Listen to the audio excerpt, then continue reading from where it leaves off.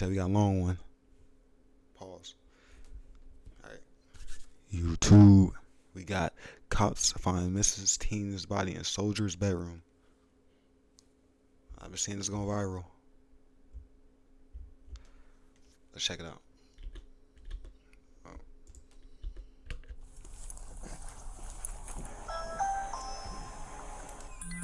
Hey, how you doing? I'm doing good, boss, and yourself? This is U.S. Marine veteran Eric Banks. Moments after this body cam footage, officers would find his horrifying secret stuffed. Change category, just chatting, sorry. Inside his bedroom wall. It might dim on you. What's up? 95. Looked in there and saw the boy laying there. I was trying to drug him out where he is now and did what I could. All right, are you good? Eric, who is also an active officer for Baltimore PD, thinks he can use his experience to cover up his vile murder. What follows is amongst the most disturbing collections of criminal case files ever uploaded to YouTube. Stop, I'm buckling. What do you do? My life away, though. I don't care. Stop, what do you do? Who is this person? Dad.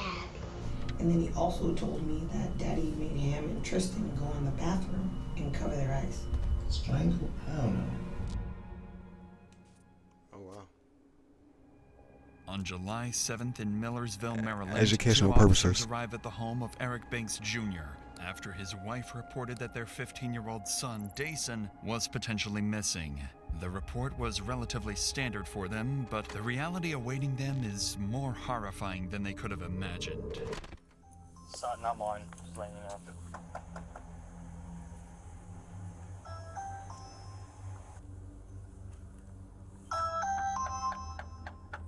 Officers report hearing loud bangs from the upstairs of the home. However, nobody comes to answer the door. After multiple minutes of waiting, an out-of-breath Eric finally greets the officers. Hey, how you doing? I'm doing good, boss, and yourself? I'm doing good. At a Porter one. I'm out with him. What's going on today, man? You're supposed to be serving a piece of protective order. Supposed to be serving it on you or on me? Both of us. Okay. The judge just ordered us to stay away from each other. Okay. Sit down, buddy. Sit Do down. you all have some sort of like court order agreement on custody or something? My oldest, I know he ran out the back door somewhere. All his stuff out the back door. He ran out. What's going on, boss? I know you get DJ, I know you're getting tired of seeing us. where's DJ? She called him and he went out the back door. He's not here. No. You want to come in? Just let you know you're being audio. Oh, hey, I know. I see y'all got the body cam. Yeah. She said he was like, Do you have a phone? huh? I took my phones back. Okay. Yeah. So All the phones are on my plan. Separating everything. you have no idea where you just let a 15-year-old walk out of your house with all his bags packed. No, his bag's at the back door. I literally told him, wait for your mom to get here. The police supposed to come here to serve her a piece of protective Okay. order. The judge told her to call you guys before she comes to. I'm not trying to get in trouble. I understand. Eric and his wife Latrice had both individually filed a protective order against each other, making it illegal to speak to one another without a police escort. However, since Eric is not the biological father of Dason, Latrice had custodial rights to him, which is why he was packing his belongings as he and Latrice were preparing to leave the residence. Dason's disappearance on the very day he and his mom were supposed to move out makes the situation even more unusual. So officers continue speaking with Eric, hoping to understand the family dynamic and gather any clues that might point to where Dason is. But what Eric says next only raises their suspicions even further. So, she's supposed to call you to come meet You y'all. have no idea where DJ is. Honestly, bro, no. I like. With no phone or anything. You can check the ADT. It shows when he ran out the I door. believe you, but I mean, I'm not gonna fight. I'm not gonna I do know, that. listen, man, it's a 15-year-old boy. Having a phone probably would have been, if he's walking out of the house, probably would have been a good idea to leave him with. And you can work out those kinks later. But see, this is the thing. This is getting messy, man. Yeah, I tried to tell him. I said, sit here, wait for your mom to get here. I went upstairs. Before I can come downstairs, he's already going out the back door. So I guess she coordinated, because she's somewhere in the area, I'm presuming. Yeah. So she pretty much coordinated with him to come out there. Okay. All right, hang tight. All right. All right. Sitting beside Eric are his two sons, 5-year-old Evan Banks and 3-year-old Tristan Banks. Officers didn't know it at the time, but these two would play a pivotal role in uncovering the horrifying scene that just happened inside their home. But for now, Officer Sutton goes back to his patrol vehicle to run a registration. He identifies the suspect as 34-year-old Eric Banks Jr., an officer for the Baltimore Police Department. He's been an active officer since 2018 and also carries 10 years of service in the United States Marine Corps. After speaking with neighbors of Eric, who provided minimal additional information, officers would confront Eric once again, this time sternly, to figure out what was going on. It's here that Eric would explain his alibi, one he had come up with just minutes ago. We found out about the whole situation. His mom. That's neither here nor there. But this is what I'm trying to tell you. Me and him sat at the table. He cried to me yesterday. He said he don't want this separation. Like he knows we separated before. He said he's tired of it. He's tired of feeling like he has to choose sides. He's 15. He's a teenager. He knows where he don't want to be. He's like, I don't want to be in separate homes. That. And we said that to him. I said, DJ, it's nothing really we could do. I'm not going to change the way I love you, care for you. We had a whole deep heart-to-heart conversation. Today, we went to court. The judge awarded him, and I called him. I said, DJ, I guess your mom told the judge you wanted to go with her, and you're going to Arizona. He's like, what? I was like, well, start packing your bags, because you're going with Arizona with your mom. Unfortunately, I guess you're not coming back here. And that was just that. She called him. They had a conversation. I said, what did your mom say? She on the way to come pick you up. He said, yeah, but she's supposed to come here. I said, well, we're going to wait, because before she come here and there's some type of altercation, there needs to be police here. They can escort her, grab her whatever she needs to grab, and go about this peaceful. Next thing you know, I went upstairs, I come out. So do you think did he leave here because he didn't want to go with his mom either? That could be. He could be like hiding out at a friend's house. I mean, yes, sir. Yeah, that's what I'm saying. Yeah, in my opinion, I think that probably is the best, because if he told her he's somewhere he's the not. text messages from her, I have food for you. Okay. Yeah. So it sounded like he wanted to go be with his mom. Yeah. So okay. That's what I'm saying. All right. Just put the bags inside for now. Okay. We'll try to figure it out. All right, brother. Yeah. Officers would spend another 15 minutes canvassing the area in hopes of finding Dason, but would again come up clueless. So they decide to try calling Dason's mother, Latrice, but are unable to get a hold of her either. So in a desperate attempt to find a relevant lead, they decide to ask Eric if he'd voluntarily consent to a search inside the home, hoping Dason may be hiding inside. No one expected that this simple request would soon alter both their and Eric's lives forever. I just want to make sure he's out of the house. That's fine. I'll do it with you then, since we're here. Hey, Buck, can I throw one so make sure he's not hiding? Yep. Cool. Yeah, so the day about to walk in, if he's about to walk in, he's got the house. All right.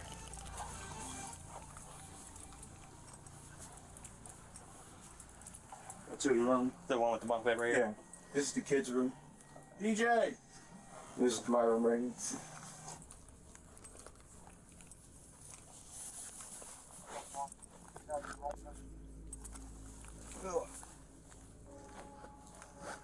Yeah, he's told us he's not hiding. In Officer Adams' report of the incident, he notes that at this point in their home search, Eric's demeanor had changed. He advised Eric to relax and let them freely search the home. They proceed to make their way to the third floor of the home, the floor which stores Eric's chilling secret. But before we get to that, if you want to start eating better this new year, HelloFresh makes it easy. Home cooked steps are not and get steak. The ingredients are chicken. Calling nightest. All right, Dennis.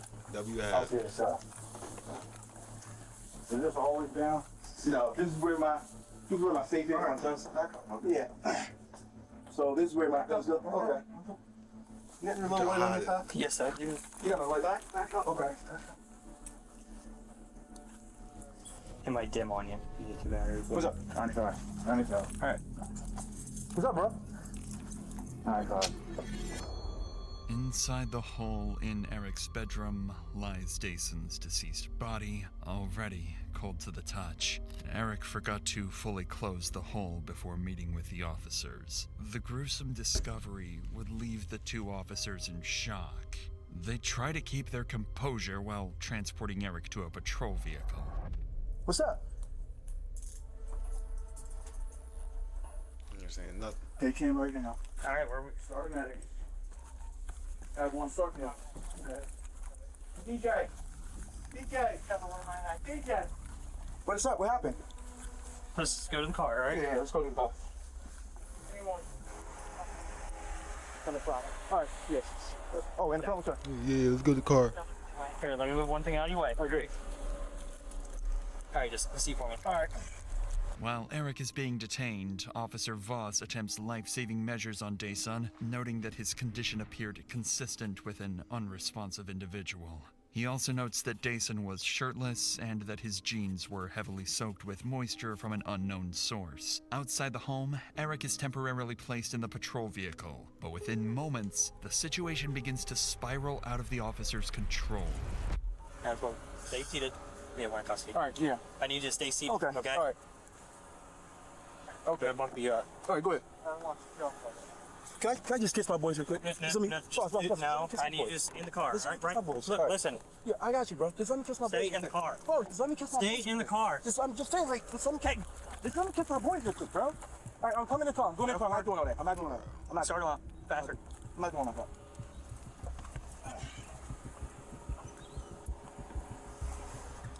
After you just... Here, Right, listen, just... All right, stand up, Here. turn around. Don't do anything. I'm not. Stay in the car. Stay in the car. Stay up against the car. Okay. All right, now get back in. Hey!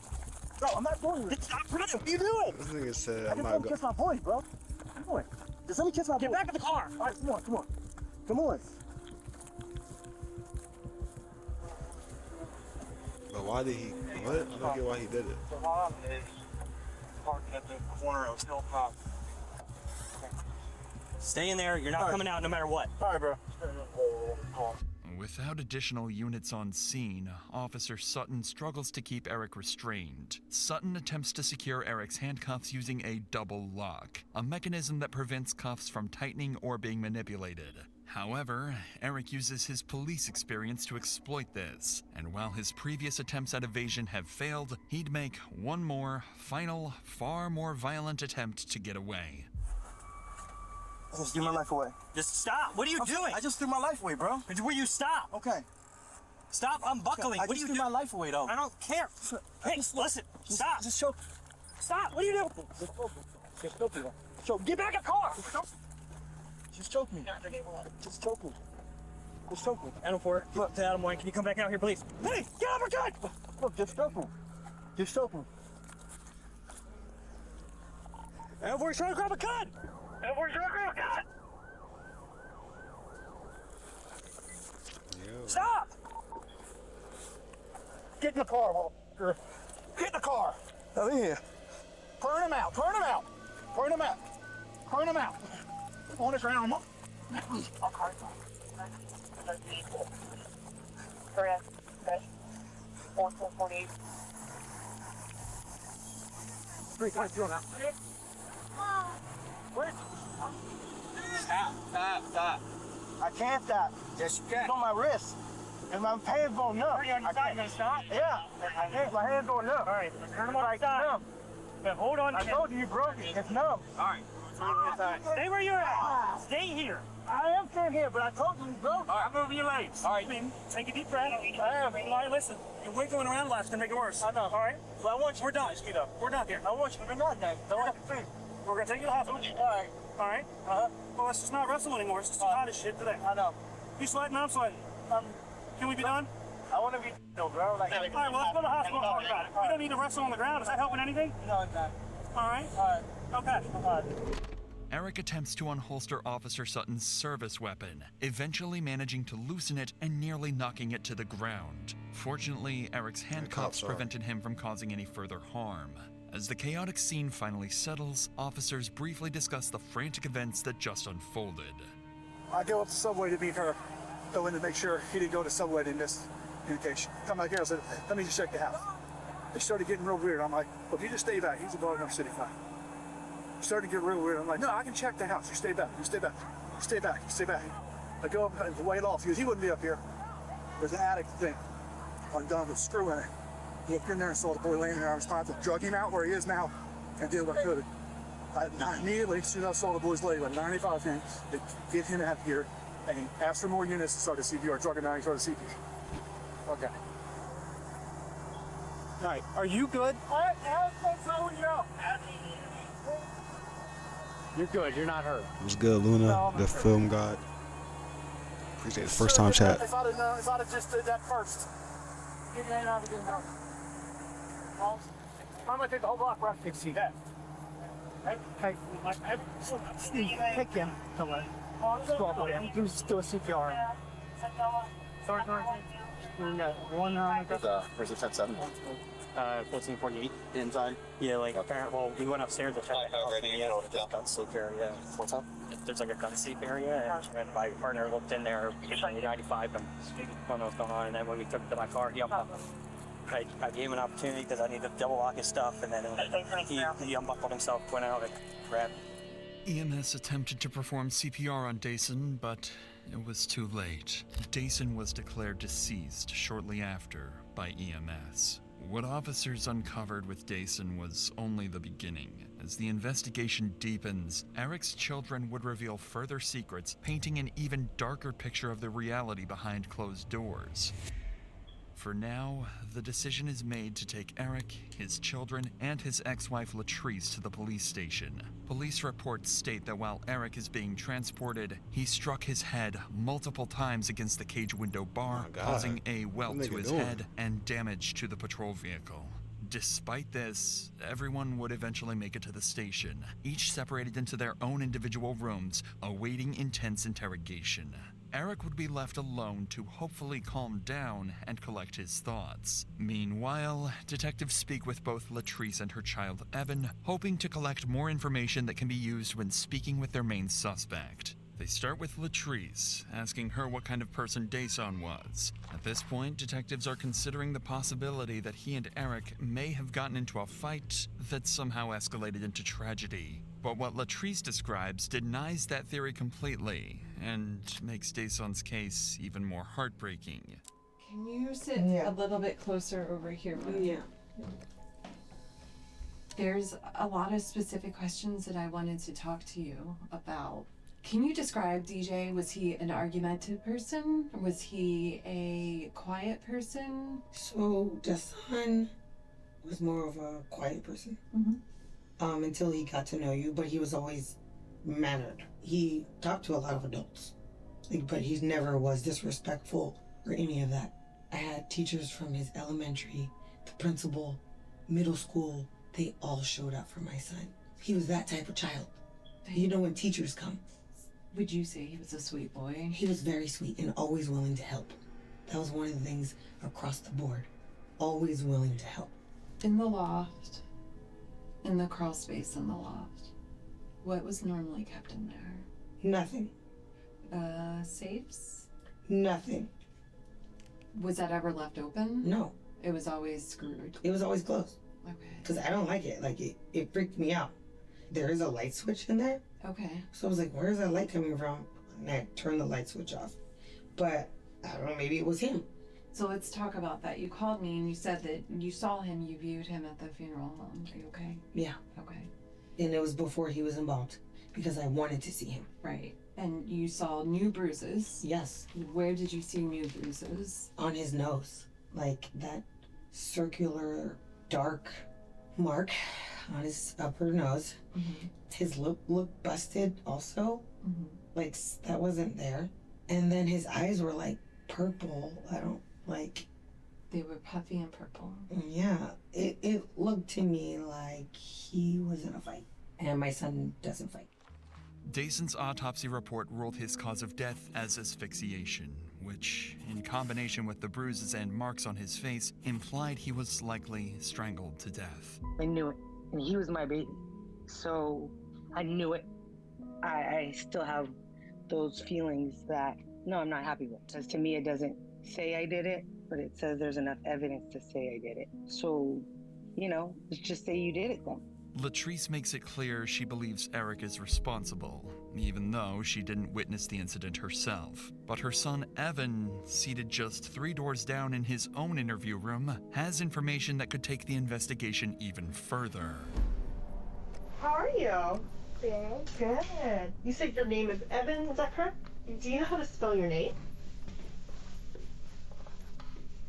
You can go ahead and write it down. 7. Okay, nice handwriting. And how old are you? 7. 7? You want to write 7 for me? So I don't forget. Sometimes I forget.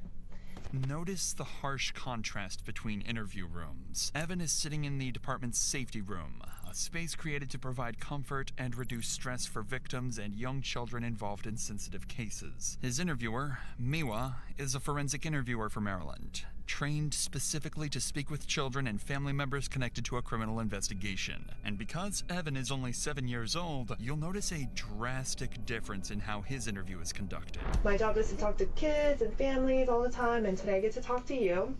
And we talk about a lot of different things in this room, and this is called the safe room because anything we talk about is always safe, and you're not in any trouble. I'm just here to listen to you and talk to you. Okay. Miwa explains to Evan that everything is being recorded and that he is not in trouble, but rather just there to help him out. She spends 15 minutes talking about movies and more of Evan's interests to help him get more comfortable before discussing the day of Dason's murder. And Evan, who do you live with? My mom. Your mom? And Tristan. Anyone else? I live with TJ.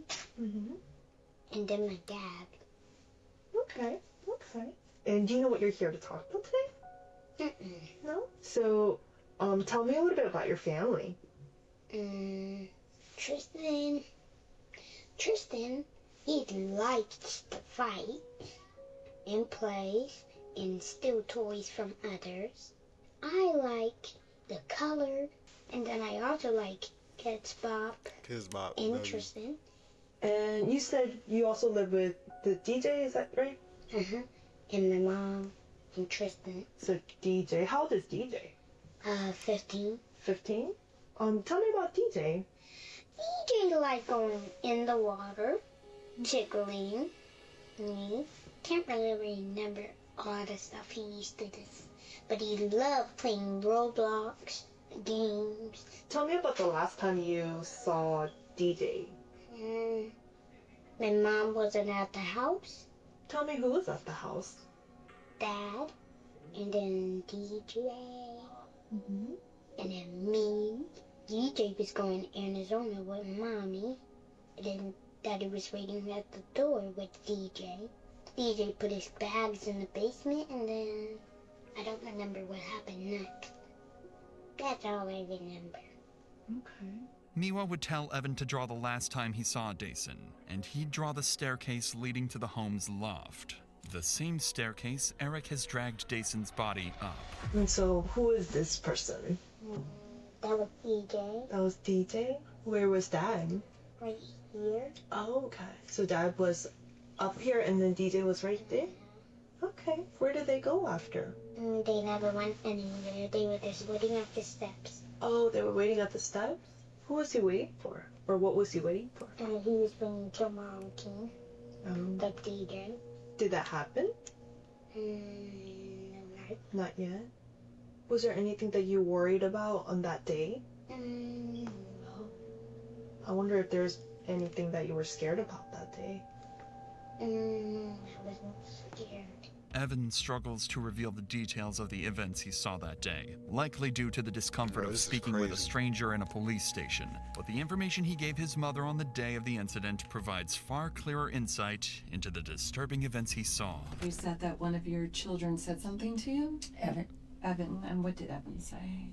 That he saw Daddy bringing DJ upstairs. And I said, where were you? And he said he was in the living room. I just didn't want to pry too much, but then I said, oh, was DJ sleeping? He said, no, he wasn't snoring. And then I said, was he moving? And he was just like, no. And then he also told me that Daddy made him and Tristan go in the bathroom and cover their eyes. Okay. But this was before. This was when the police first knocked at the door. Okay. Evan didn't say anything about the knock because he told him to go in the bathroom first. So I'm a little confused of like the order. So I don't know if that's maybe when he was gonna let the police in, but Evan did say he saw that. And he was in the living room because he told me he was watching Loki. In addition to these grim details, Latrice would go on to explain how Eric's life had begun to collapse all in synchrony. Due to the protective peace order Latrice had filed, Eric was suspended from the Baltimore Police Department the very same day of Dason's death. He had just separated from his wife, was about to lose his children, and was now left without a job. Latrice also explained that the peace order she filed was not her first attempt to separate herself from Eric. Months prior, Latrice filed her first peace protective order, writing, "I am in fear for my life and well-being because Eric Banks keeps trying to control, follow, and emotionally abuse myself and my sons." The order was denied, however, and it wasn't until months later that her second attempt was granted. It was clear Eric's life was falling apart leading up to Dason's death. Eric had hidden his body, lied to officers regarding his whereabouts, and had a violent outburst once the body was discovered. It'd be hard to assume that he wasn't directly implicated in Dason's death. But evidence alone wouldn't be nearly enough to get him to confess. After all, he was a police officer of 10 years and knew how the criminal justice system worked just as well as any interrogator working against him. But unfortunately for Eric, the interrogation he was about to undergo would crack even the most well-trained of suspects. Eric is placed into Anne Arundel County Interview Room 2B. This room was designed for priority matters, exclusive to high-profile cases. Because Eric had attempted to attack an officer earlier in the day, he's been handcuffed to the table to restrict movement. Eric is left alone for multiple hours as the detectives prepare for his interrogation. While waiting, he can be seen glancing around the room multiple times, likely searching for a camera. What Eric didn't know is Interview Room 2B has a small camera placed in an unusual location, which Eric never managed to spot. Yeah, my boy The some primary chips, investigator assigned to this case is Detective need Louis nothing. Adrian. His prior service in the United States military likely factored into the department's strategic choice to have him conduct the interview. This shared background enables Adrian to establish rapport with Eric, a key component in the upcoming interaction. So, you know why we're here. We want to talk about what happened, why it happened, and anything surrounding that whole situation. But you know as well as all of us that we have to go through Miranda with you. So what I'm going to do is we're just going to go through Miranda first of all, and then I'll start getting all the other information, okay? After reading Eric his rights, the detectives would spend nearly an hour connecting with Eric and bonding over their shared military experience. He's like, now you come in, you're in front. Okay. We go back in, we about to go in the building, like, you're in front. She's like, but I thought you said you like, some people were made, to do certain things, and I said, I'm not made to be a front person. Yeah, but, so I'm running the block down, and I remember, so I was like, hey, whoever that officer is right there running, just keep going, because you're about to run right into him. And out of nowhere, these two guys just come out, pop out, and I'm like, okay, I got him. And he just fall over, and and he was like, yeah, whoever that was running, he was moving, and you just ran, and just like, he was like, don't, because I was slowing down, like trying to look. He's like, no, keep going.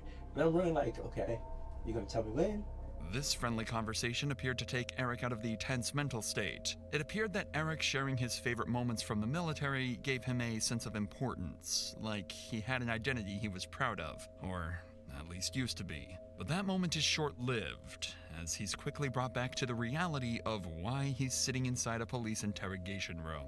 So you spent 3 years, and you're still active in the Baltimore City Police Department. Yes, sir. So from what I hear, you're suspended? No, I'm suspended now. I'm going suspended, yes. Okay. Why? Can you tell me what's going on with that? May 8th, I got a peace and protective order against my wife. Okay. You got one against her? Yeah, I got one against her. Same day, she took the firearms out the house. She took the safe out of the home. Anne Arundel County did press charges. They press charges against her. Her for taking the safe with the firearms. Yes, sir. And were they your duty firearms? Duty firearm. My whole full duty belt was in there. Okay. Firearm, taser, magazine, pouches, everything was in there. She turned around and went and got a peace order on me, saying that I was following her. But when she got it, that's when pretty much they have to suspend. Yeah, I have to get suspended. Her mom sent my mom something talking about I was following her. This and that. I'm like, how? I'm here at work. How you see I was following? I was like, there's no way. That's when we both ended up at the courthouse, and I was like, because I was like, I'm just putting a stop to this. So I let the clerk know. I was like, I don't know what's going on, but every time that my wife's trying to leave or something's trying to happen secretly, there's a peace order for me to get kicked out the house. And I was like, that shouldn't be. And that's when they brought us both in. So we both got seen by the judge, and he granted us a peace order for both of us to stay away from each other. Okay. Yeah. When was that? That was just, was it 2 days ago? Okay. Was it no Monday? Well, no, yesterday. It was just So yesterday. Tuesday. Tuesday, yeah. So y'all met with the judge Tuesday. And you're still suspended up until this point? Or Yeah, I'm still suspended. So when, maybe it's the way Baltimore works and how slow they are and stuff. So you have the peace order, she gets one on you, and then it gets denied. Denied. It has to go to IA. I have to do that full They have to do thorough. Yeah. And so you're still suspended even though it's been cleared up? Yes. Gotcha, okay. At this point, the detectives had no reason to assume Eric was lying. He'd been open and honest with them the entire time and seemed rather friendly. It isn't until they begin discussing the day of the incident that investigators realize Eric's perceived honesty had all been a calculated act. So yesterday we go to court, get the peace and protective orders. They grant the whole motion. I mean, for us to stay away from each other. The two youngest boys supposed to stay with me. The oldest, he's going to Arizona with his mother. And she tells the judge, like, that's what you want to do, blah, blah, blah, something. So right after that, call him. I was like, hey, start packing your bags. You're going to be going with your mom. He's like, what? Why? I'm like, your mom said you wanted this. You're supposed to do, I guess, I don't know. I didn't have that conversation. Previously to that, me and him had literally just sat down at the table. Because I could tell that my son was, like, depressed. And he was going through, and that's really what our trip on the first was, like, just to try to get him away, get him out. We sat down at the table and I'm like, what's going on with you? How are you feeling about this? Where are you at with this? And he's like, honestly, I don't know. He's like, I hate it. I don't want to feel like I'm choosing sides. I just want to be left alone with everybody, because then it's like they're calling me, telling me this and this and that, and it's like I gotta keep certain things from you. He's like, I don't want to be a part of this. He's like, I'm tired. So I say, just go and start packing your bags. And he's like, okay. We wait. I get my paperwork. I come home, and on my way home, I just felt like I was done. Like, you know what? Today's gonna be the day I'm gonna do it. Okay. Yeah. I feel like my family's falling apart. I'm suspended from work. Possibly gonna lose my job. So it's like situation. It's just building. Keep going. It's like vendetta. And I even sent a text to say, I don't know why we feel like we have to be at war.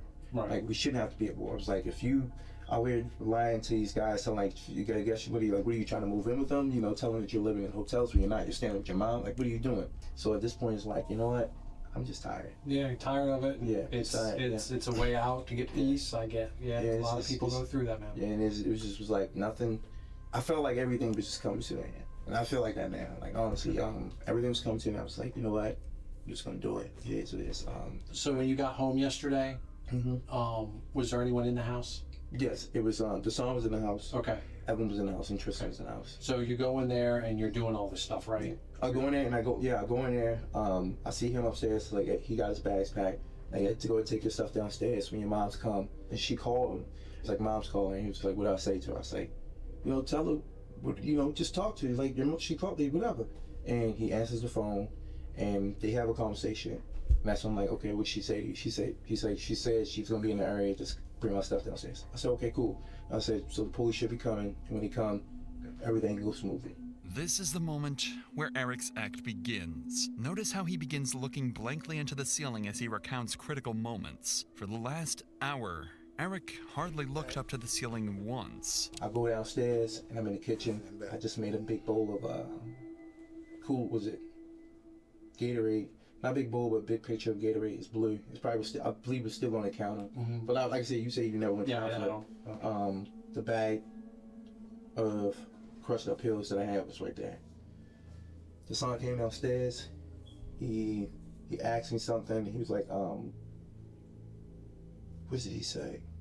He came downstairs. He asked me something, and I can't remember his exact words. He was like, asked me, was it about?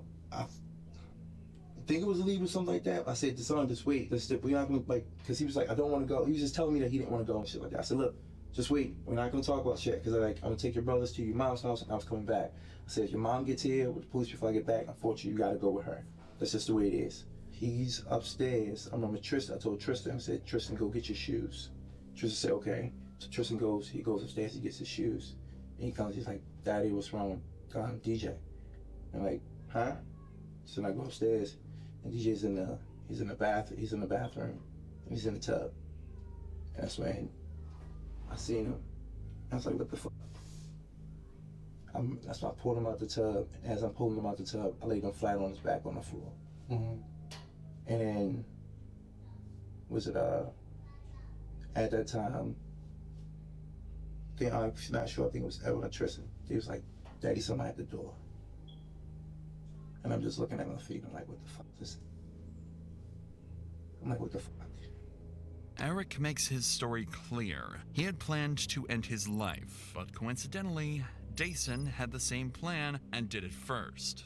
It's an extremely complex alibi and only becomes more unlikely after Eric explains why Dason's body ended up hidden inside his bedroom. So I go downstairs, I go to the front door, the officer's there. Okay. And I panic. I was like, I don't know what the fuck to say. So he asked me, he was like, hey, what's going on? I start talking to him, telling him what's going on. What did he say? He said, so what's the situation? And I tell him about the situation. And I was like, my wife, she's supposed to be waiting on y'all to come. Y'all supposed to be serving her with a piece of protective order and whatnot. He's like, yeah, she's supposed to be, like, yeah, she's supposed to be picking up our son. And he was like, is she here? And at the time, he was upstairs on the floor, in the bathroom. When he said, was she here? My mind, I was like, no. Okay. Yeah. You panicked. Yeah. Because it already looked bad. I already moved him. And I was like, well, you got him out of the bath. Yeah. Was it? And then when I got out of the bathtub, I asked the officer, and it's the most body one cameras on, you can see, I asked him, like, can I go in the house, use the bathroom real quick? I remember asking that, and he was like, no, just wait, okay. And then the other officer show up. And then when he show up, he's asking, he was like, so, is the son here? Still the same thing, I should have said yes. Yeah, I knew my perfect world. I knew my state of mind. My state of mind was to kill Eric. Okay. Now let me ask you this: is that why? Because I did watch some of the footage when they went to loosen your handcuffs.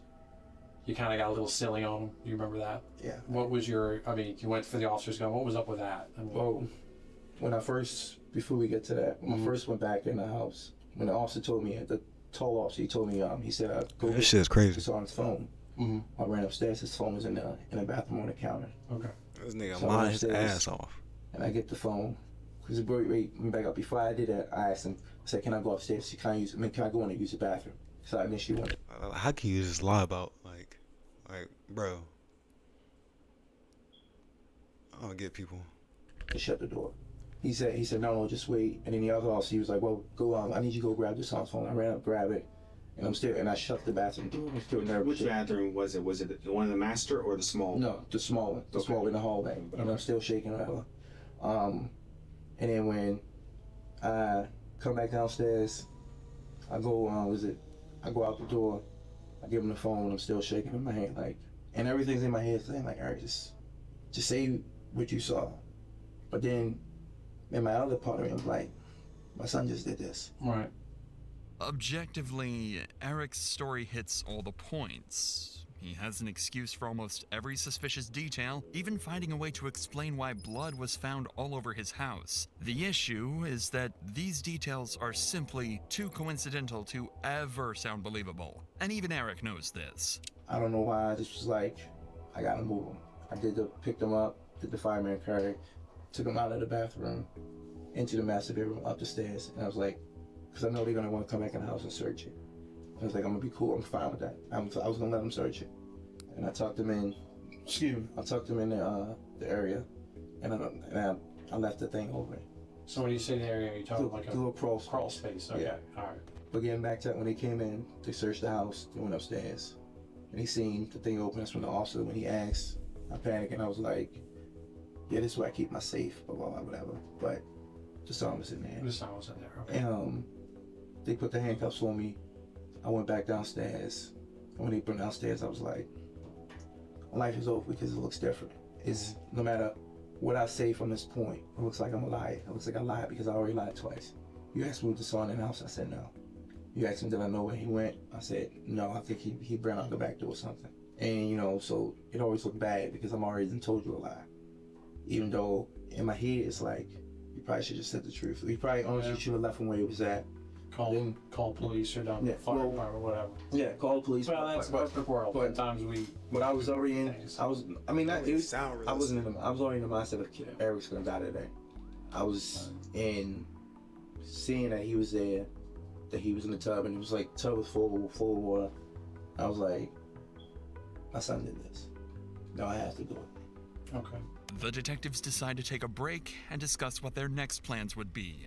At this point, they both know Eric is lying to their faces, so the goal for the rest of the interrogation will be to get Eric to admit to his lies and ultimately confess to the murder. To do this, they decide on Detective Adrian conducting the rest of the interrogation alone. Since one-on-one confrontation is generally considered to be more effective, Adrian would return with a clearly different demeanor from earlier. He's stern and wastes no time in asserting that his nice cop act is over. Are you good? Do you need anything before we get started again? No, I'm good. Are you sure? All right. So Detective DePietro had to step aside just for a second. But what I wanted to do, like I told you, I wanted to come back and go back over some things with you. Okay. I actually want to go back and in detail just go through some of these steps. Eric would recount his story exactly the same as before, claiming he simply found Dason dead and had nothing to do with it. And it seemed as though Detective Adrian had nothing concrete to combat Eric's lies. That was until he brought out Dason's autopsy report. I'm gonna tell you this. I know that you spent 10 years in the military, and you were in the Marines, weren't you? Yes. What's their whole thing in the Marines? Like, what do they always teach? Honor, integrity. Honor, correction, commitment. Yeah. And to be honest with you, I don't see that from you right now based on what you're telling me. Okay. I think you telling me something different. Okay. But I know you're a Marine. Okay. I know a lot of people that's Marines, man. And that's one thing that they would, like, integrity, honor. No, you don't mess with that if you're a Marine. Yes. I know you want to tell me the truth, and you sitting here like giving me a story. You giving me what I want to hear, just to sound good, but it's not it. That's not it. Trust me, I'm not trying to sound good to you. And I'm gonna tell you the other thing, and I'm gonna be straight up with you. Yeah. You keep talking about the autopsy. The autopsy said he was strangled. Hell no. The autopsy said he was strangled. Hell no. Hell. See, the autopsy said he was strangled. Look at this nigga chat. This goofy ass. Hell no. Hell The autopsy said he was strangled. Hell no. Hell to the no. Hell to the no. DJ was no strangled. Hell to the no. I'm gonna just let it sink in and let you decide what you gonna explain that to. No, DJ wasn't strangled. Well, then what happened? Tell me what happened. There's no. DJ was not strangled. DJ, like I told you, DJ went downstairs. He came back upstairs, and DJ was in that tub. Like I said, when I came in that room, he was in the tub. When I grabbed him out, I grabbed him like this, and I pretty much put him in the fireman's carry. When they left, I could drag them up to my room. If that's the case, I would have left him in there, and I would have said, or had them come in there to be like, but DJ wasn't no strangle. There was no way DJ wasn't no strangle. That's your boy. You had pride in him. Yeah, but you had pride in him. You were trying to help him out with his grades. You were getting him in STEM classes, and then this happened. But you saying DJ was strangled? Nah. Well, then tell me what happened. This didn't happen. I'm gonna tell you that right now. This didn't happen. You saying he wasn't in the tub? So no, I'm not saying that. I'm not saying that. I believe that part, but I believe something else happened. Note Eric's lack of emotion when hearing this information. No tears are shed, but rather an array of defensive rage. This, alongside the other countless red flags Eric is portraying, is a telltale sign for detectives that a suspect is lying. You need to tell me the whole story. Like I said, DJ, when I came in there, DJ was literally in that tub. Oh my God. There was no way I'm gonna sit there and strangle DJ, not harm Tristan. Why would I don't even have no ammo to want to strangle this boy. I have nothing against him to want to strangle him. Nothing. Okay. No anger in my heart, no nothing. Because then, like I said, if I was going to do that, why would I leave my other two boys? If I was going to do that, I would have took all of us out. DJ was not no strangle. So then what happened? Tell me the story. You start from scratch. Tell me the story. DJ was not no strangle. Well, then tell me what happened. You're not telling me the truth. Tell me what happened. Bro, I'm right here standing right now. I'm giving you a chance right now. Tell me. You asking me to tell you that I strangled my son? No, I didn't. Eric understands the legal system well enough to avoid offering a direct confession when confronted. From investigators' perspective, he knows that admitting involvement is the worst thing he can possibly do. Well, besides not asking for an attorney. Regardless, it's going to take more than just a heated confrontation to make Eric crack. So Detective Adrian resorts to a completely different approach. Empathy. I'm gonna tell you right now, the way this is gonna be something you're gonna have to live with for the rest of your life. Yes, sir. This is something you are gonna have to think about every night before you close your eyes. And when you close your eyes, you're gonna think about what you did to him. That's what you're gonna think about. You're gonna think about what you did to him. And it's gonna haunt you for the rest of your life. Or what you can do is you can talk to me. You can tell me what really happened, and at least that load will be off your chest. See, I'm telling you right now, there's no, like, you're telling me to say I strangled my son. I did not strangle my son. That's what you're asking. I understand you're trying to align with me and, you know, and show the compassion, trying to, like, but there's no me in strangling DJ at all. Okay, so let's take strangle out. There's no me strangling DJ. We taking strangle out of the equation now. Okay. What happened? I told you what happened. We taking strangle out. Yes. What happened? He was upstairs in that tub. DJ was literally in that tub. You didn't put him there. I did not put him there, no. DJ was physically in that tub already. When I came to that bathroom, DJ was in there.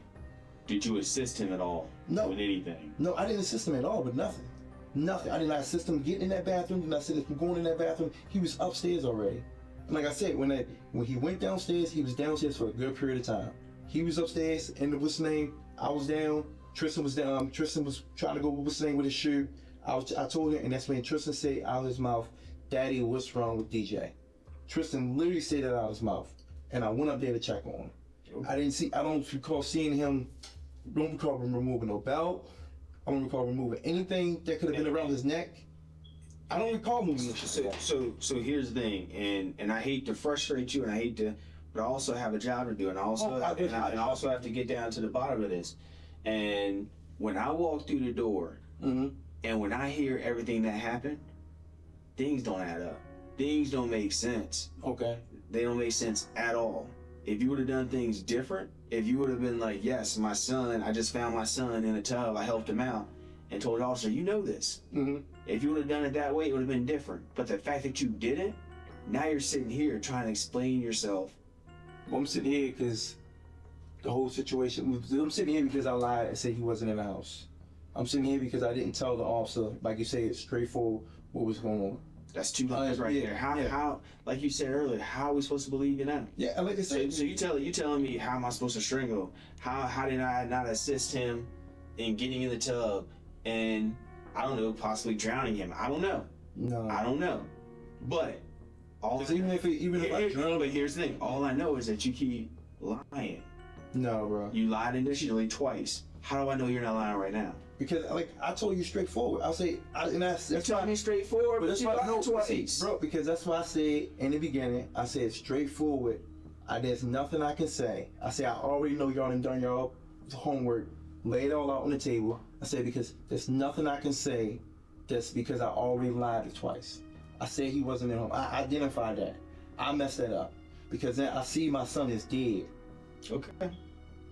All right. Do you, I'm gonna leave you alone for a little bit to think about things, but do you want anything else to drink or anything to eat? I'm good with the water and the chips. Okay. Give me just a second, man. Okay. All right. You need anything else? No, sir. All right.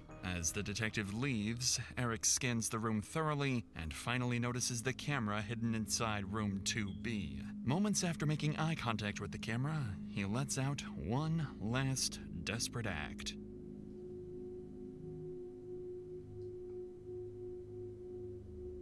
Strangle? I don't know.